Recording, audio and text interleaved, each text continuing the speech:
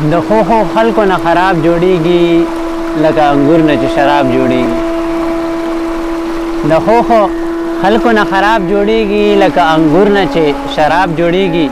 په مینه مکړه د نفرت خبرې زما او ستا بلا حساب جوړیږي. ملګرو نیکې هیلې سلامونه احترامات حیران خټک یم او د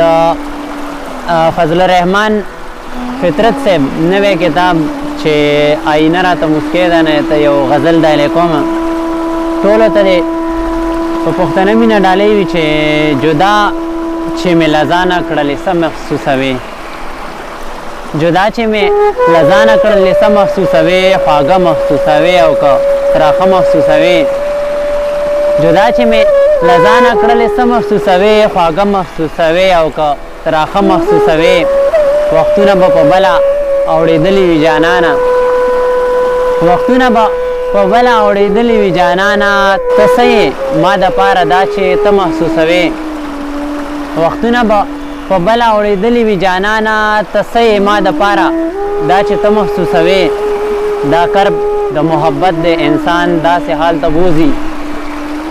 دا کرب د محبت د انسان داسې حال ته بوځي دا ته چې خپل وجود اوده اوده محسوسوې ما ډېر آزار د خپلې ځوانۍ واخیست ستا په عشق کې ما ډېر آزار د خپلې ځوانۍ واخیست ستا په عشق کې خو پوه شومه په دا چې ته یې نه محسوسوې درانه د محبت د فطرت جانه غم یې وکړه درانه د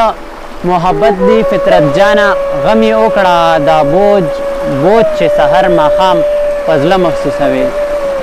د خپل کتاب نه زه او تنې ته یو غزل ډالۍ کوم چې هغې به رنګ رنګ وظیفې کولې په نیمو شپو به یې سجدې کولې هغې به رنګ رنګ وظیفې کولې په نیمو شپو به یې سجدې کولې زه به اتوار ماښام ته کور ته راتلم هغې به بام نه اشارې کولې زه به اتوار ماښام له کور ته راتلم هغې به بام نه اشارې کولې هغه به کړس کړس د خندا نه شنه شوه مونږ به چې یو بل ته کیسې کولې هغه به کړس کړس د خندا نه شنه شوه مونږ به چې یو بل ته کیسې کولې ما ته به یې ویل چې ستا په خوښه کوم چې کوم اختر ته به یې جامې کولې ما ته به یې ویل چې ستا په خوښه کوم چې کوم اختر ته به یې جامې کولې هغه به ما نه چې خفه شوه کله ما به د غمه بیا نشې کولې هغه به ما نه چې خفه شوه کله ما به د غمه بیا نشې کولې په مونږ چې کله سخت وختونه راغلل خپلو پردو مو تماشې کولې په مونږ چې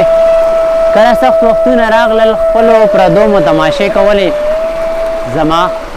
یو ارمان نڅا ختله ما یې په خپله جنازې کولې زما یو ارمان نڅا ختله ما یې په خپله جنازې کولې حیرانه څه وشول او څنګه وشول خدای خبر چا راته خیرې کولې حیرانه څه وشول او څنګه وشول خدای خبر چا راته خیرې کولې ملګرو کتاب زه او ته او آینه راته مسکې ده که چاته هم په نظامپور کې ضرورت وي نظامپور کې دوه د کتابونو دکانونه دي الله خان صاحب دکان ده او بل د نواز صاحب دکان د هغې نه تاسو ترلاسه کولی شئ اجازت درنه غواړم د الله په امان عثمانه ډېره مننه